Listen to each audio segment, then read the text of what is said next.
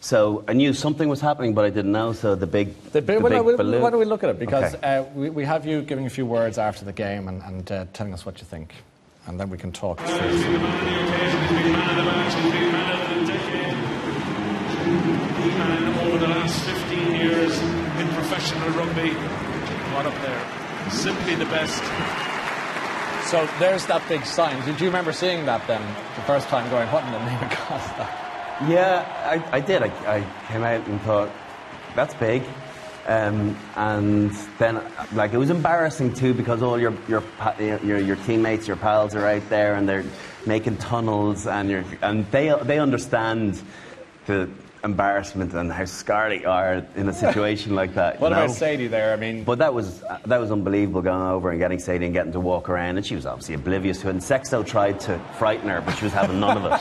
He tried to give her a big boo, and she was like, "Who's this guy?" Yeah. So she was just kind of taking it all in, and yeah, it was lovely. It's great to have those memories, to be able to look back on it in years to come, and know that I shared it with her. Yeah, because I don't know if you wanted her there really in the first place, in the sense that you didn't plan that.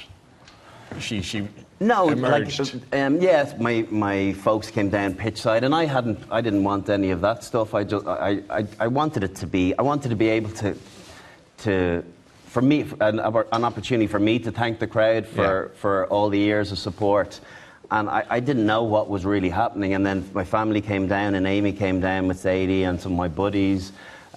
So, yeah, it all just happened, and seeing Rog there, and I kind of thought Rog should be out there with me as well, because he didn't get the send-off the way he should have. But it all happened very fast, and it was great, though. Then there was another week to go. Yeah, no, that wasn't the last week. Another last. Another week. Here's what you said after that last game. It's a magnificent feeling. When it properly sinks in tomorrow and we get home and I'm able to reflect on it, I'm sure there'll be a few tears later on. There was a few tears earlier on when Joe gave his last team talk, and it was quite emotional. Ryan, congratulations. Thank you for the last 15 years. Thank you. It was a big moment.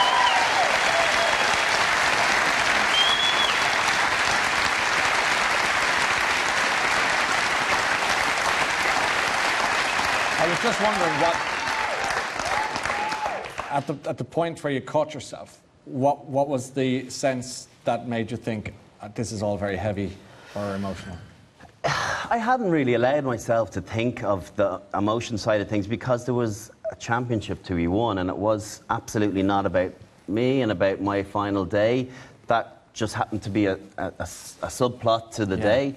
But it was, I suppose it just was the first time that I allowed myself to set in that this was it, and I wouldn't be out there with that group of players anymore. I wouldn't be wearing green anymore. And, Claire saved me, because she didn't ask me another question. I was gone. Yeah. So, if she had asked you another question? I don't know. Waterworks. I don't know. Yeah, I'd have been scarlet here watching it. Had Joe Schmidt said something special that afternoon as well?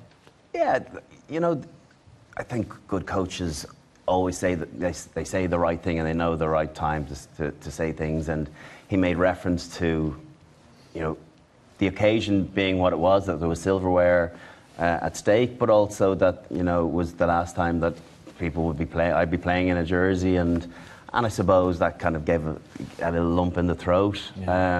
Albeit that was probably the first time it probably poured out of me.